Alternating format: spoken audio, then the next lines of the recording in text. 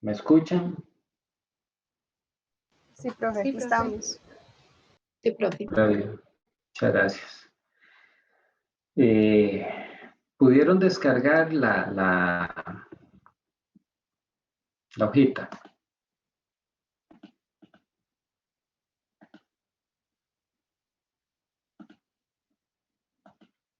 ¿Mm? Profe, ¿es como todo el capítulo completo o es solo una Sí, página? señorita, es como todo el capítulo completo para... Ah, ok. Les va a sobrar. Señor, vea, es esto que tienen Ok, muy rápidamente, ahí les voy a contar, este ejercicio es un ejemplo de todo lo que vamos a hacer, ¿verdad? Es como ver el bosque, después vamos a ir viendo árbol por árbol, pero me gusta enseñarles todo un esquema, ¿verdad?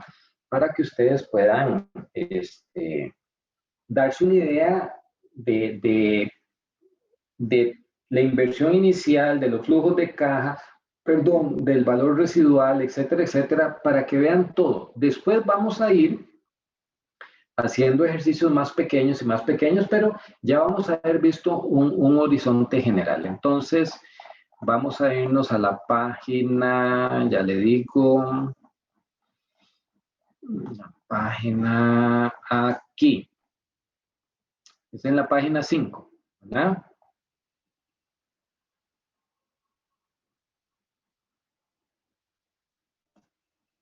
Y esto que estoy subrayando es donde vamos a empezar a leer, ¿ok? Nada más para que lo tengan. Yo voy a ir leyendo, tengan ustedes ahí a mano, voy a ir leyendo y voy a irles mostrando un Excel donde vienen las situaciones, digamos, dónde está la respuesta. Entonces voy a...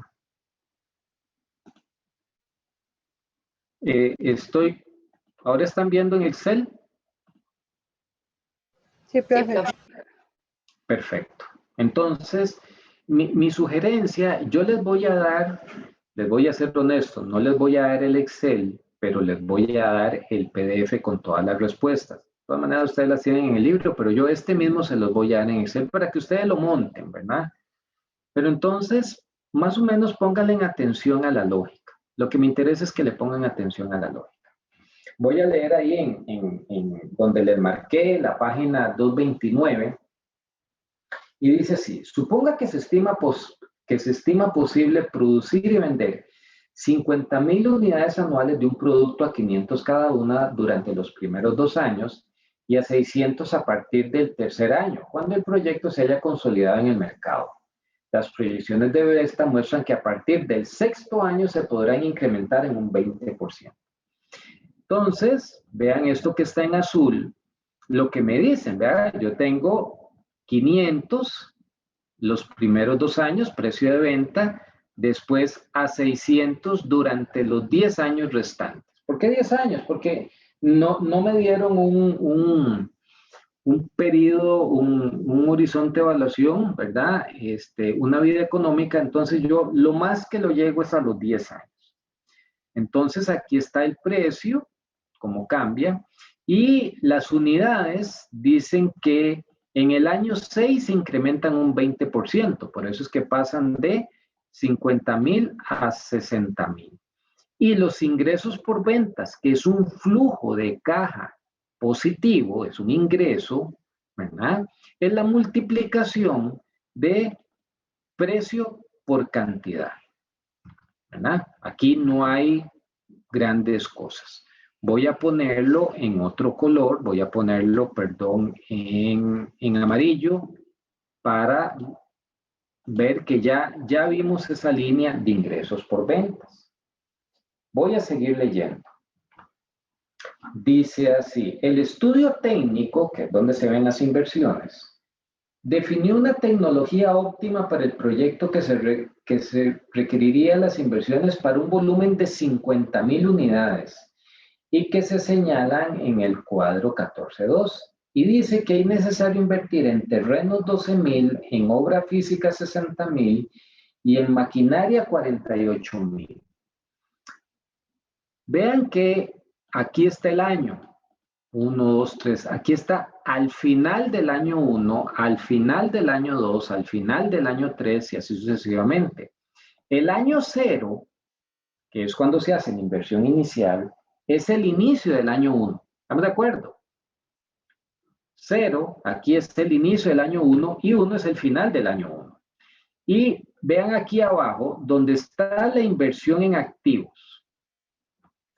Ahí están los 12,000 del terreno, los 60,000 de las obras físicas, los 48,000 en maquinaria.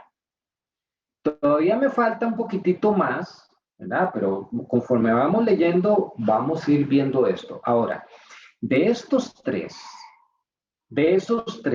¿cuáles se deprecian?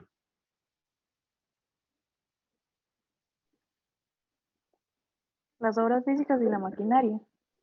Perfecto, el terreno no se deprecia, ¿ok? Como no me han dado todavía la tasa de depreciación, todavía no lo voy a calcular, pero noten aquí arribita, ¿verdad? Que hay una línea de depreciación. Pero como no me lo han dicho, todavía no lo voy a calcular. Voy a seguir leyendo. Dice, una de la maquinaria cuyo costo es de 10,000 debe reemplazarse, mi alma, estoy leyendo en otro lado, debe reemplazarse cada 8 años por otra similar. La máquina usada podrá venderse en 2,500. Entonces noten que cada 8 años yo necesito comprar una de 10,000 y la vieja la puedo vender en 2,500. Entonces, vamos a irnos aquí. La venta del activo, 2,500. ¿Estamos de acuerdo? Vamos a verlo más adelante que como las ventas del activo están sujetas también al pago de impuestos sobre la renta, sea por recuperación de la depreciación o por ganancias de capital, lo vamos a poner antes de calcular los impuestos. Bueno, entonces aquí tengo la venta del activo en el año 8, ¿verdad? Y aquí abajito tengo una línea que se llama inversión de reemplazo, que son los 10,000, ¿verdad? Entonces noten que, tal como lo dice ahí, cada 8 años tengo que comprar una nueva máquina, sustituirla, pero voy a poder venderla en 2,500, ¿ok? Ahora, algo importante aquí es lo siguiente. Cuando yo vendo un activo, tengo que, digamos, la técnica correcta para capturar la depreciación es determinar el valor en libros que se tiene, porque el valor en libros menos la venta del activo, o al contrario, la venta del activo menos el valor en libros, me va a decir si hay una ganancia. Y si hay una ganancia, yo tengo que pagar impuestos. Entonces noten cómo, voy a abrir, bueno, aquí está, algo que pasa en el año 8, el valor en libros. ¿El valor en libros de qué? Del activo que estoy vendiendo. Entonces, vamos a ver. Pueden notar que en la fórmula dice 10,000 menos 10,000 dividido entre 10 años multiplicado por 8. El valor en libros son 2 millones.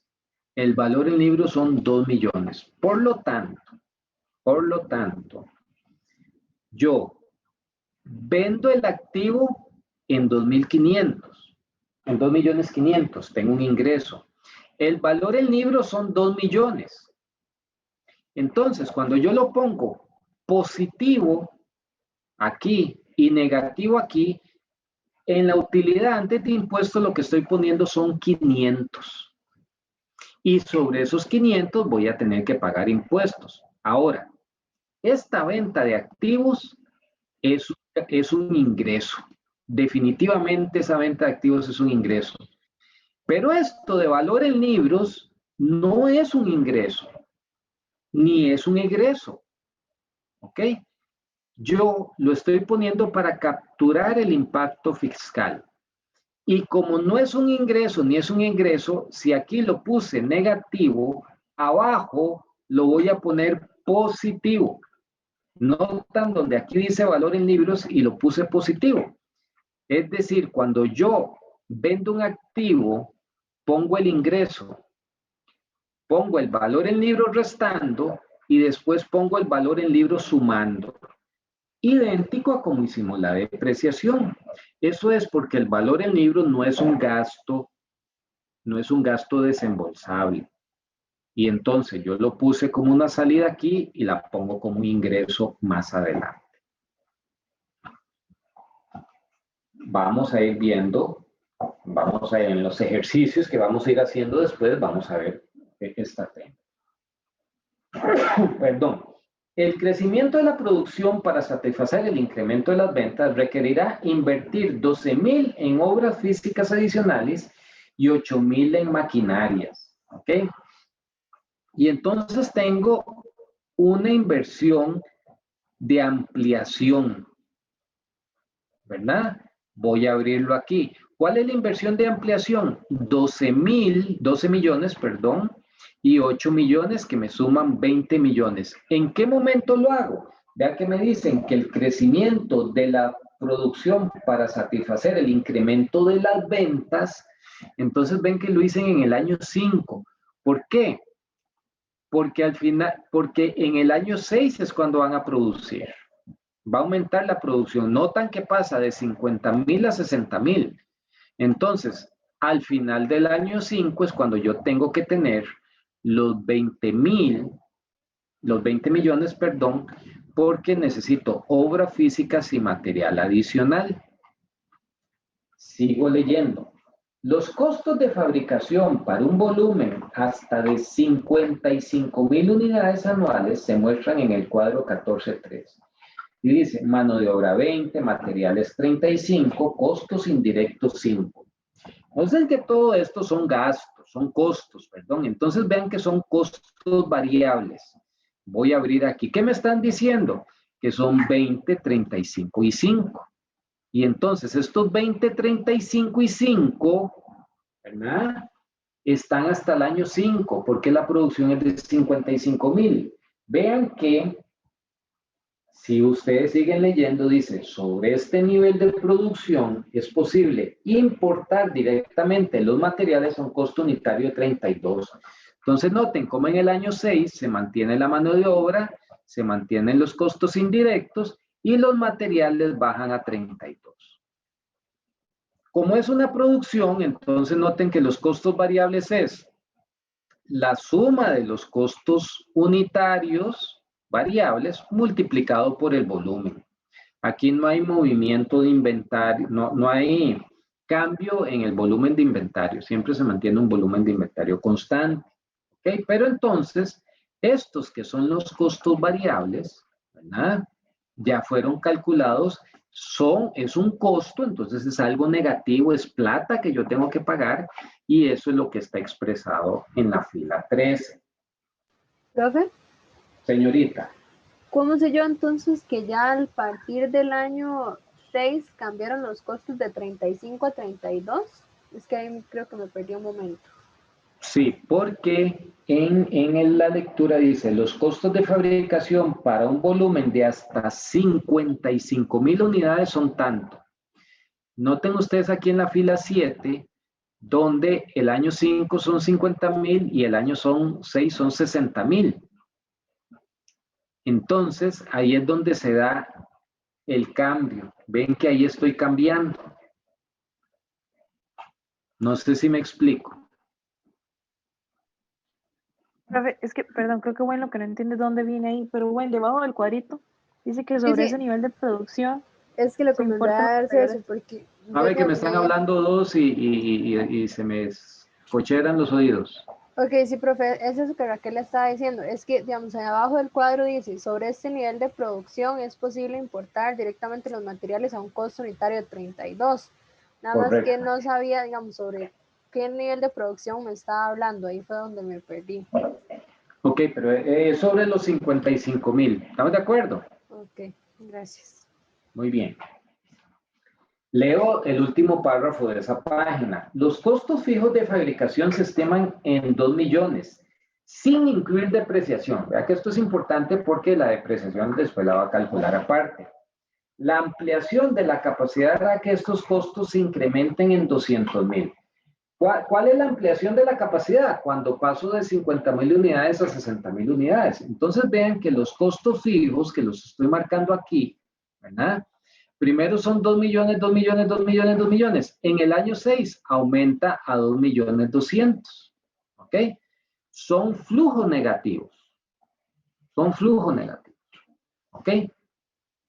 Muy bien. Terminé de leer la página 229. Voy a seguir, pero antes quiero saber si alguien tiene alguna duda hasta el momento.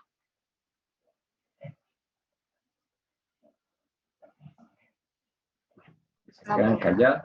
Señorita, ¿estamos bien? Que no, pero que no hay dudas. Muy bien. Voy y digo, página 230. Página 230. Los gastos de administración y ventas se estiman en 800,000 anuales los primeros 5 años y 820,000 cuando se incremente el nivel de operación. Entonces tenemos los gastos de administración y de ventas, es esta línea. 800,000 y cuando se incremente en el año 6 paso a 820,000. Eso es lo que está ahí. Sigo leyendo. Los gastos de venta variables, probablemente es porque es comisión sobre venta, ¿verdad? Por eso es que son variables, es la comisión que gana el vendedor. Los gastos de venta variables corresponden a comisiones del 2% sobre las ventas.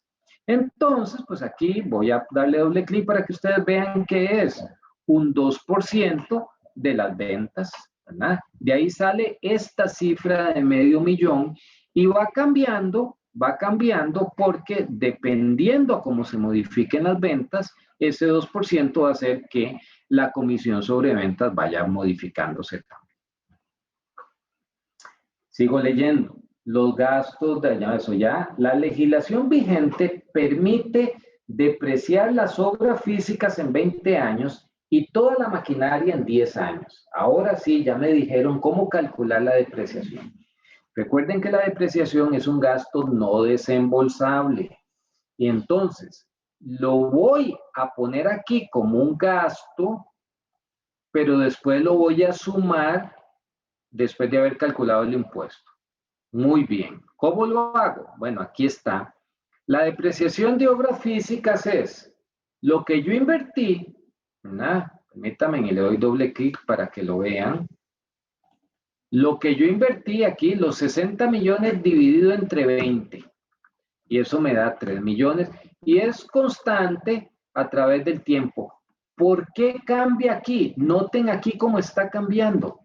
Porque resulta que, ¿se acuerdan que en el año 5 habían más obras físicas? Bueno, entonces le estoy sumando esto está pasando de depreciación de 3 millones a 3 millones 600. 20 años. La depreciación de la maquinaria, igual, la depreciación de la maquinaria son los 48,000, ¿verdad? Perdón, los 48 millones dividido entre 10 años y entonces vienen 4 millones 800. Noten aquí algo importante. ¿Por qué subió de 4 millones 800 a 5 millones 600? Porque en el año 5 se invirtió en maquinaria. Y entonces, esta maquinaria fue en ese, o sea, hay que meterla dentro del flujo de depreciación. ¿Por qué no cambia en el año 8 y en el año 9? Que fue cuando vendí una máquina. Porque resulta que me están diciendo, cuando yo leí el planteamiento, me dijeron que cada 8 años había una máquina que costaba 10 millones que tenía que reponerla. Entonces yo estoy sacando una y estoy metiendo otra. Y tienen el mismo valor de depreciación anual. siempre es un 10%. Todos son valor residual cero. Hay que aclarar aquí que la depreciación de la máquina es a 10 años con valor contable final de cero. ¿Okay? Esa es la razón por la que no cambia en el año 8 y 9. Bueno, y entonces tenemos aquí que la depreciación es la suma de esos dos costos de depreciación, ¿verdad? Pero también tenemos una amortización de intangibles que todavía no nos han dado la información. Vamos pendientes. Sigo leyendo. No. Algo importante, algo muy importante, muy importante. Noten que esta línea de depreciación que está incluida como un gasto, está negativa, yo solo le estoy metiendo para capturar el efecto fiscal de la depreciación.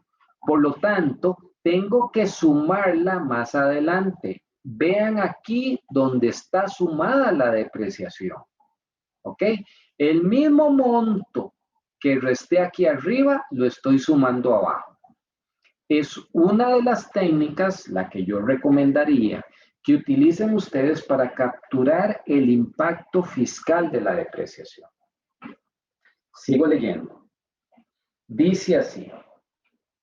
Los activos intangibles se amortizan linealmente en 5 años. Pero todavía no me han dicho cuáles son los activos intangibles. O sea, veamos los activos que yo compré, son terrenos, obra física, maquinaria, y todavía no hay nada.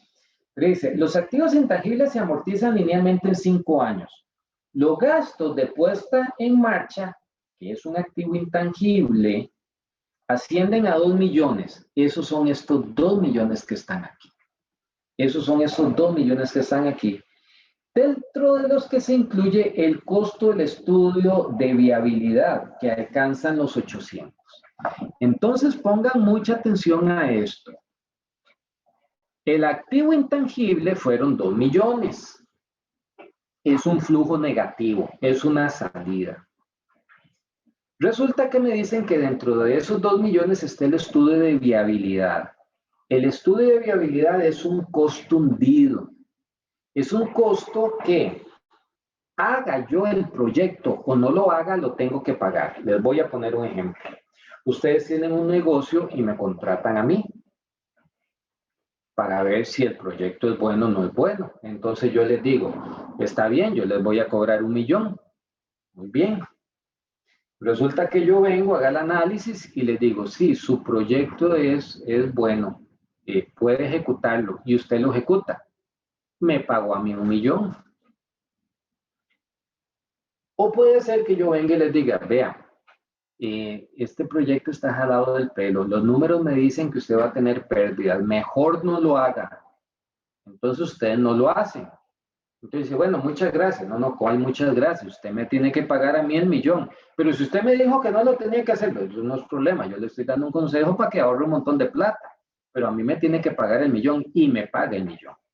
Quiere decir que con proyecto me pagó 1 millón. O sea, si hace el proyecto, me paga 1 millón. Y si no hace el proyecto, también me paga 1 millón. Es un costo hundido. Y los costos hundidos no se toman en cuenta en la inversión inicial, pero sí se toman en cuenta en la amortización si se ejecuta el proyecto. Por lo tanto, noten que todos estos que hasta el momento eran flujos negativos, yo le resto el estudio de viabilidad porque no forma parte de la inversión en activos.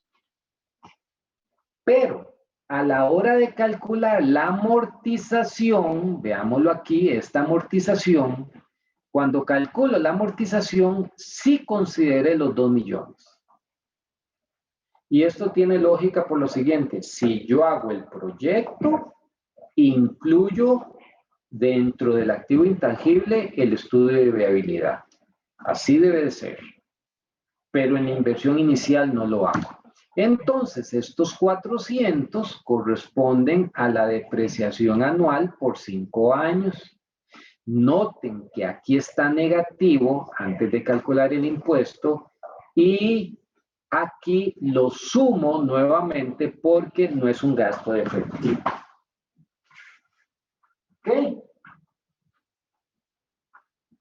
¿Estamos de acuerdo hasta aquí? Parece que sí. Sí, profe. Sigo leyendo.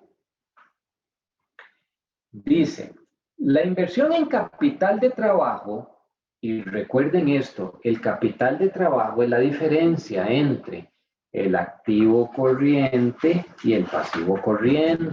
¿Ok?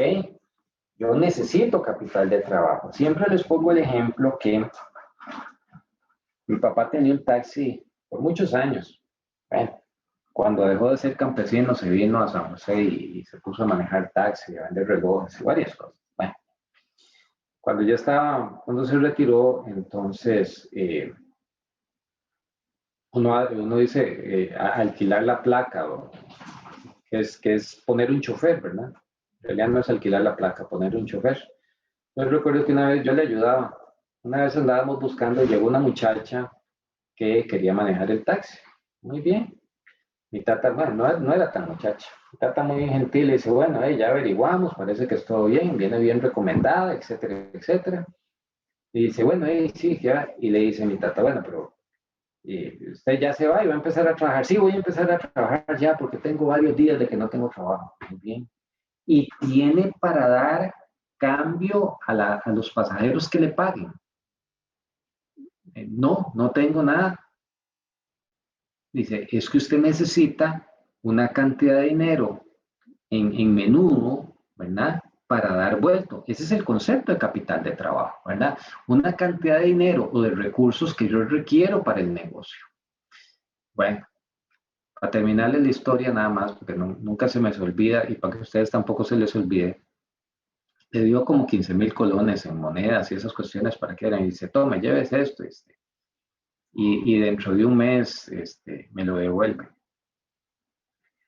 La historia corta es que la chavala llegaba, lo manejaba un ratillo a ella, ponía a otra gente a manejarlos y terminó yo yendo un viernes en la noche allá por Alajuelita a recuperar el carro porque la maje se tenía una fiesta, ¿verdad? De choferes y uno la había contratado para que lo manejara ella, no para que lo manejaran los otros, ¿verdad? Y obviamente el capital de trabajo nunca regresó. La chavala, ¿qué va a estar devolviendo? Si se dio el tupé de poner al que ella le diera la gana, con licencia o sin licencia, manejar el taxi, mucho menos iba a devolver 15,000 colones. Bueno, aquí nos están diciendo, pero que nunca se les olvide el concepto de que es necesario tener una cantidad de efectivo o de recursos para operar un negocio. Aquí me están diciendo que la inversión en capital de trabajo se estima en el equivalente a 6 meses del costo total desembolsable. ¿Cuál es el costo total desembolsable? El costo total desembolsable, voy a ponerlo aquí otro color, son estos que estoy poniendo azul. El costo variable es un costo desembolsable. Los costos de fabricación fijos es un costo desembolsable. Las comisiones sobre ventas es un costo desembolsable. El gasto administrativo de venta es un costo desembolsable. La depreciación y la amortización no son costos desembolsables.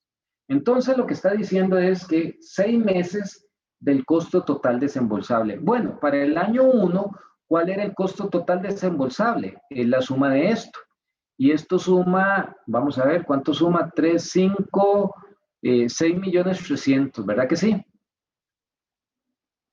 6,300,000 durante un año, pero son 6 meses. Por lo tanto, es la mitad de 6,300,000. Son 3,150,000. ¿Cuál es la fórmula que utilicé? Vean que yo dije, marco esto y lo multiplico por 0,5, porque son 6 meses. ¿Ok? Ahora, resulta, bueno, voy a poner este en amarillo. Y voy a poner este en amarillo porque también ya lo expliqué. Pero resulta que este costo, noten que en el año 1 es en el año 2 es el mismo. pero en el año 3 cambió. Noten cómo la comisión sobre ventas varía. Entonces, sobre la variación del costo desembolsable, se necesita nuevo capital de trabajo.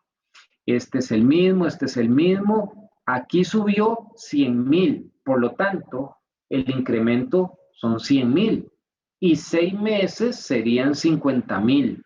Noten que aquí en capital de trabajo estoy poniendo, ¿verdad? 50,000.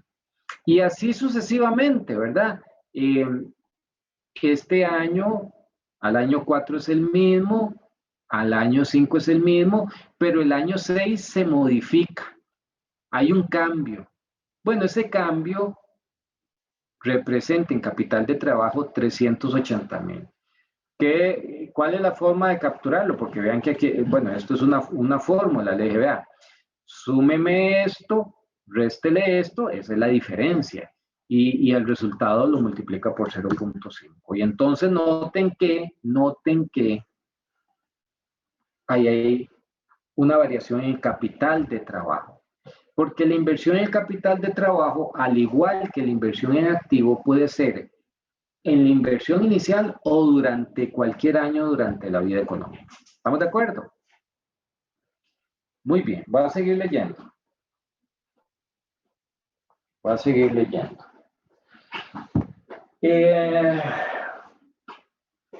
La tasa de impuestos a las utilidades es del 20% y la rentabilidad exigida del capital es del 12%. ¿Ok? Entonces, vean que aquí lo importante es que la tasa de impuestos, perdón, es del 20%. Es lo que me hace falta estar aquí. Aquí hay una línea de impuestos. La utilidad antes de impuestos, ¿qué es? Es el ingreso menos la venta del activo, que no hay en este año, perdón, el ingreso por ventas más la venta del activo, menos el costo variable, menos el costo fijo, menos la comisión sobre ventas, menos gasto administrativo sobre ventas, menos la depreciación, menos la amortización. ¿Ok? Recuerden que la depreciación y la amortización después la voy a sumar. Bueno, eso es la utilidad antes de impuestos. Le calculo un 20%.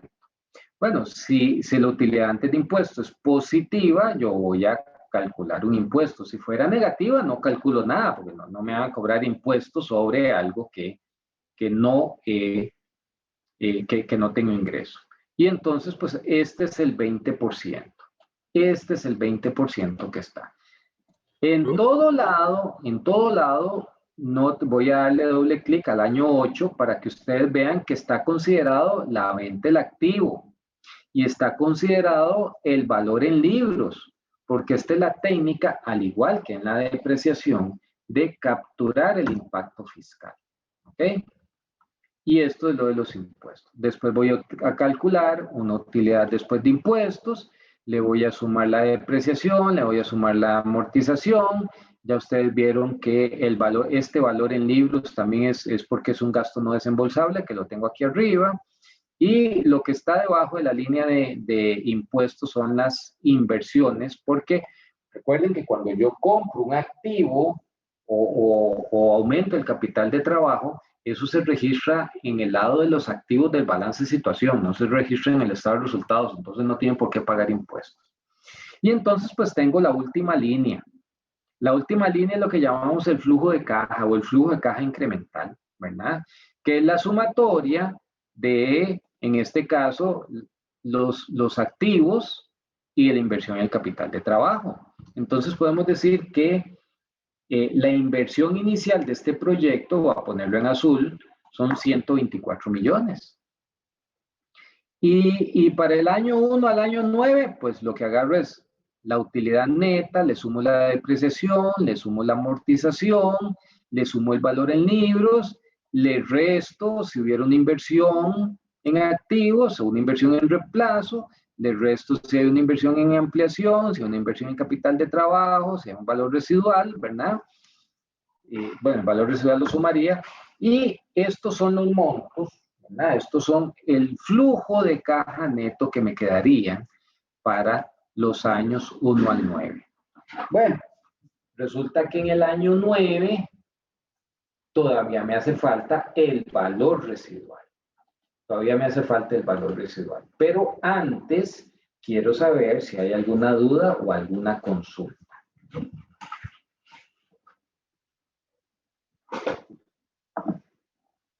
De momento no. Muy bien. El valor residual,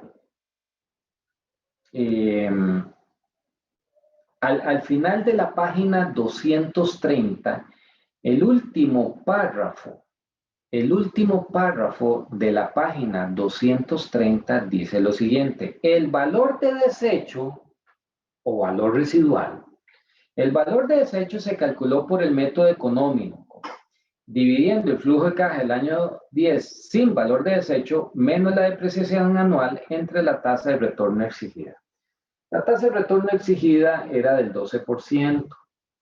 Y bueno, les voy a contar. Aquí está calculado y está, digamos, voy a darle doble clic, ¿no? Porque en realidad es, si lo reflejo bien, eso. Dice, flujo del año 10 sin valor de desecho, son 24.912.000. Flujo del año 10 sin valor de desecho. Noten que es la utilidad neta más la depreciación. ¿Ok? Vengo y pongo la depreciación por aparte. Y entonces lo que tengo es, en realidad, la utilidad neta dividida entre 0,12. En realidad lo que tengo es la utilidad neta dividida entre 0,12. Este resultado, se los digo así, está mal en el libro. En el libro, si ustedes ven la página 231, que son los mismos resultados que están aquí, cuando dice valor residual, ponen 139.117. Hay un error de impresión en el libro. Si ustedes ven ahí en verde está a la par, y es que cuando se calculó esto, para que dé los 139.000, la tasa impositiva tiene que ser de un 15% y no de un 20%. Esto era una versión anterior del libro y cuando sacaron la nueva edición cambiaron el impuesto del 15% al 20%. Si ustedes en el año 10 utilizan en lugar de un 20% de impuesto, un 15%, si utilizan un 15% y después calculan el valor de desecho, les va a dar los 139.117.000 que dicen la página 231 del libro. Pero el resultado correcto en realidad es este que está aquí. Noten ustedes que entonces en la página 231 el último flujo de caja son 164.028 porque está hecho como si el impuesto el último año fuera un 15%, pero en realidad la respuesta correcta son 155.845. Después vamos a ver, voy a copiar aquí la utilidad neta. Ven que son 15.712. Si estos 15.712 los divido entre 0.12, me dan los 130.000. Estos 130.000 son estos 130.000 que están aquí, ¿verdad? Porque esto es una perpetuidad. Los que llevaron matemática financiera conmigo se acuerdan que una perpetuidad se calcula utilizando el flujo de caja dividido entre la tasa de descuento. Entonces, es la utilidad neta después de impuesto del último año dividido entre la tasa de descuento, que en este caso era en 0.12. Pues los explico así nada más para que les den los números adecuados. Y si quieren que les dé el mismo número del libro, como les digo, tienen que utilizar una tasa impositiva del 15%. Ven aquí donde está dividido el 15%. porque de lo contrario no le van a dar. Muy bien, este es el ejemplo que tenemos, el ejemplo grande que tiene el capítulo 14. Quiero saber si hay alguna duda o alguna consulta.